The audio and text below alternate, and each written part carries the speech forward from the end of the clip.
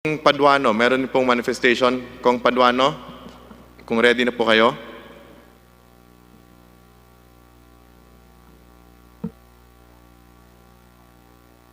Thank you, Mr. Chairman. Can you hear me, Mr. Chairman? Malinaw po. Thank you, Mr. Chairman. Chairman of both committees, Chairman Alvarez, Chairman Alvarado, distinguished colleagues, co-authors, and authors of this House bills, resource person via Zoom, good afternoon. Mr. Chairman, I choose to be silent behind the series of joint congressional committee hearings on the quest of ABS-CBN Broadcast Network to have its franchise renewed. Though a co-author of House Bill 3713 that aims to grant for the renewal of ABS-CBN franchise, for one thing, I believe I should not be biased from the start of the committee deliberations. The same is true, Mr. Chairman, as to revelations and issues brought into open by the hearings. Despite my silence since day one, Mr. Chairman, I have been closely monitoring the proceedings, inquiries, discussions, the pros and cons, especially from the resource persons. The exchanges between the executives and legal counsels of the biggest media network in the country and from my distinguished colleagues and those with supporting as well as opposing stand on the matters at hand have unearthed a lot of things. Everything was an eye-opener not only for the House but also for the general public. Mr. Chairman, in my several years in the House, I had been consistent in my stand on pressing issues, no matter whether I was bashed or praised on multiple platforms. I stood my ground in advancing what I perceived to be necessary and vital. To drive my point, Mr. Chairman, allow me to cite examples of controversial bills in the House in my more than 6 years as member of this When the death penalty bill, Mr. Chairman, was voted upon, I firmly stood on my opposition to it. I voted no because I believe it is not a deterrent against illegal drugs and crimes. To the point I have even let go membership in the majority all my committee memberships and vice chairmanship during the 17th Congress in my opposition to the death penalty resurrection. Subsequently, moves to revive the death penalty bill to gain steam in the 17th Congress, while the House swiftly passed the bill in March 2017, minus, of course, my vote. Its counterpart measure remained with the Senate until the last session day. I remain steadfast on my stand against it. When we supported the train law, Mr. Chairman, I also stressed that the law will guarantee that a portion of the revenue from sugar-sweetened beverages be passed to the sugar industry.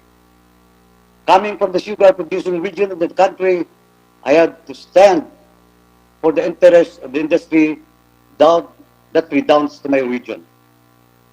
It's not for the compromise amendment, I might have voted the other way.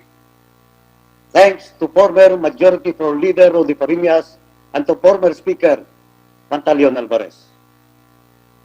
When the anti-terror bill was voted upon, Mr. Chairman, I voted a resounding yes because I believe in the objectives and the boost the law can give the Filipino people and the whole country in general, despite of the lobbying, the intense social media propaganda and pressure. Of course, thanks to our very own, our esteemed Majority Floor Leader, Bene Abante, for respecting and understanding my stand on the issue. This time, Mr. Chairman, I am again expressing and exercising what to me is fair in the midst of recent revelation in relation to ABS-CBN quest for a fresh mandate on its franchise. Although ABS-CBN has been dodging allegation of not paying the correct taxes, there seems to be an engagement with tax avoidance scheme by availing fiscal perks. Big Dipper Digital Content, a subsidiary of ABS-CBN that processes films and TV shows for export to other countries and to different digital platforms, is a company registered with the PESA, or Philippine Economic Zone Authority, the country's largest economic zone operator that offers fiscal perks such as waiving of income tax payments and levy-free imports to certain shipments.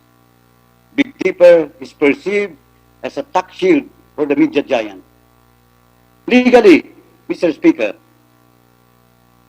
there is nothing wrong with Big Dipper as a PESA-registered company, but ABS-CBN has been funneling some of its income to Big Dipper, which gives some moral points that it is doing so to avoid paying taxes, higher taxes.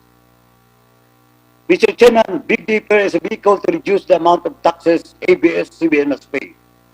From 30%, ABS-CBN will only pay 5% by transferring its income, some of its income to Big Dipper, which is a systematic practice it has been employing. This is how common and unbiased Filipinos easily understand and see the connection between the creation of the Big Dipper.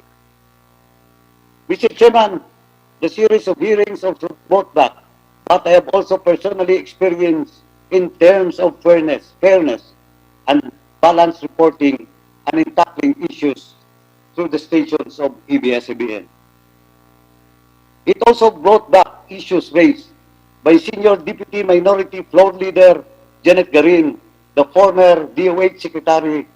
Issues had been repeatedly expounded in almost every hearing with the DOH. Another example, Mr. Chairman, when ABS-CBN Ted Filon keep criticizing a colleague, a congressman whom I personally know, for whatever purpose, not renaming him, but describing him very obviously, he did not give the congressman a chance to air his side. Mr. Chairman, and recently, during the time of BCQ, sometime March or April, ABS-CBN, based on a mere Facebook comment, Mr. Chairman, attack on air the quarantine facility in my hometown, Enrique B. Magalona, the province of Negros Occidental. Again, Mr. Chairman, without first getting the facts and considering the circumstances. That was also the time we were calling for volunteers to join us in the fight against COVID.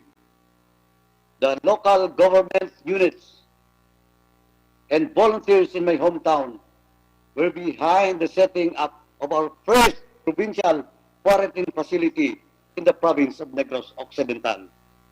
It is in the spirit of voluntarism in my own hometown, Mr. Chairman.